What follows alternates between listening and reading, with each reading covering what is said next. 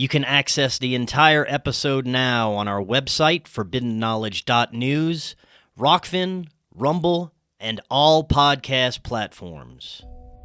Based on a lot of the experiences from people who had interactions or encounters with what they understand as Bigfoot, there seems to also be these other intelligences out there, entities that could be, like you were describing, some sort of trickster that can shapeshift into different entities, because this has been reported quite often. And then you have the stories of things like Dogman, which is incredibly paranormal based on a lot of the accounts that I've heard. This being seems to be very terrifying and threatening, and has some of these same similar attributes as Bigfoot, can seemingly just disappear out of nowhere and has these strange powers at times. But what do you think is happening with these other beings? Do you think that there are other supernatural entities? What do you think this Dogman is? Yeah, I resisted Dogman too, even when I got my first case. Because I thought, I have not heard of this. This lady must be misperceiving. She was driving through, I think it was Colorado or New Mexico, along the highway, and she was in the back seat of the car and saw something in the forest. She's looking at it, and it was, fairly far away, 1,000 feet or so. But it stepped out, and she saw it was a Dogman. I'm like, are you sure it wasn't a Bigfoot? She's like, listen, it had a snout, had little ears poking up. It was standing up. And she was about to say something when, the car basically just kept driving and it was lost to view. So she's like, well, they're not going to believe me. I'm not saying anything. So she saw it briefly, 10, 20 seconds or so. And she described this to me. And I'm like, well, okay. And I put that on the back burner because I'm like, this is crazy. She's describing a werewolf type thing. And I'm like, I'm not. And then I got another report. And this was still long before Dogman had become a thing. And the next case was in Northern California, where a lady had one come right up to her window in her cabin. And she said she was face to face with it. I'm like, are you sure this wasn't a Bigfoot? And she's like, it had a snout. It looked like a Dogman. And I'm like, okay.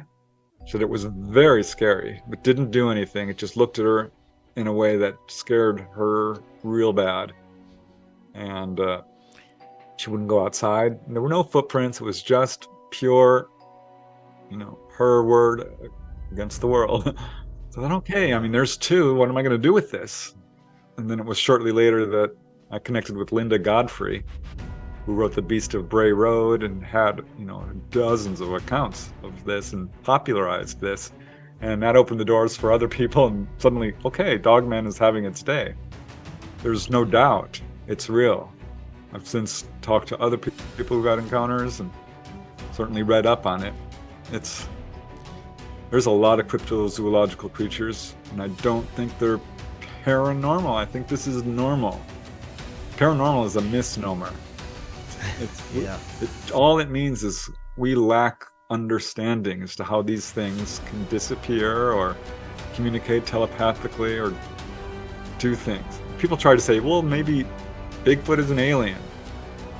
Because I mentioned I had a Bigfoot case which was connected directly to a UFO, and I would later get others and started reading. I dug deep into that aspect because there's 50, 100 cases where these two, and I'll use the word phenomena even though that's not really correct, intersect perfectly, where people see a Bigfoot coming out of a UFO, no kidding, or walking into one, or Greys and Bigfoot going around together. What is going on here? And I think the most popular theory is Bigfoot is an ET. And I entertained that possibility for some time, because how else can you explain this? But here's the problem with that, in my opinion. These Bigfoot have been around forever. They've been on our planet for as long as we have. We have Native American oral traditions, indigenous people all across the world, not just Native Americans, who talk about this. It goes way, way, way back. Whether it's the Yeti or the Wild Man or the Bigfoot or the Sasquatch or the Yowie or the Almas, it goes way back.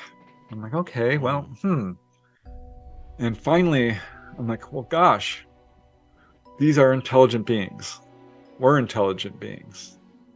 And perhaps, and this is just my latest assessment, when someone sees a Bigfoot coming out of a UFO or going into it or in the same area at the same time, maybe they are in contact with ETs in the same way a human is. So, Yeah. Bigfoot contactees. That's my latest assessment. That's what's going on here. Or they have this multi-dimensional awareness where they have a knowing of the other beings in the multiverse, and like you said, they are connected with them and they can interact and communicate with them. Makes perfect sense. In a different way. If they're telepathic, and of course what ETs are, who better to, why couldn't they communicate? People are always like, oh, I'd love to meet an alien. I'm like, well, what you should do is go visit some dolphins. That is another intelligent species that is very different from us, and yet clearly intelligent. Boy, when I met dolphins for the first time, it was amazing. And that same lady, Wendy, she showed me some stuff she could call them in. She called them in. We'd go down to the beach and they would come for her. It was the most amazing thing. And yeah, other experiences with that. And she got really into that. She had these abilities. And we all do. No one's not psychic, even if they don't think they are. We can all do all of this. But I think that's one of the main connections between the UFO phenomena, gosh, I hate that word, and the Bigfoot phenomena, is they're both telepathic and intelligent and psychic. Yeah. And they can connect in ways that many humans are still learning how to do. These other beings, like the Dogman, seem to be telepathic as well. I've had a few experiencers that claim that they've been in communication with these beings, and however many of these experiences are terrifying or even violent at times, there are some very rare that claim that even some dogmen are benevolent, and there is a duality with the experiences. Have you heard any of these experiences of different, maybe more benevolent types of dogmen? Not a lot. It's definitely, like you say, pretty rare. Most of them, and I think part of the problem is fear. We as humans are so fearful, generally speaking, of anything. And they're coming out in the dark. You're at night. This is where most of the cases occur, out in the wilderness, where people are feel vulnerable. So I haven't really done a whole lot of research into dogmen until relatively recently. I've been hearing more and more about it. I'm like, wow, it's amazing to me how many cryptozoological creatures there are. Because I based my research in California and did a book, Supernatural California. I'm like, okay, let's dive deep into the cryptozoology of California. And of course, Lake Tahoe and Lake Elsinore and Lake Elizabeth, and all of these lakes have lake monsters. And if you go into the history of the coastal California, up and down, there is 100% convincing evidence. You would have to be a die-hard, head-in-the-sand skeptic to say that people aren't seeing these massive sea serpents that rise up out of the water, 10 or 20 feet, this huge long neck, a giraffe-like head, eyes the size of dinner plates, a mane down the crest of its head, and really credible observers, like the guy who invented the Cox fishing reel, and Bandini, he was the head of the fishing club at the time. These are really legit observers, and multiple.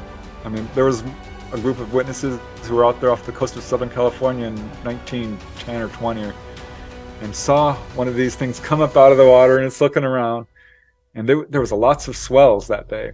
This darn thing was not rising and falling with the swells, so it had to be like massive, like an iceberg. Tons in weight.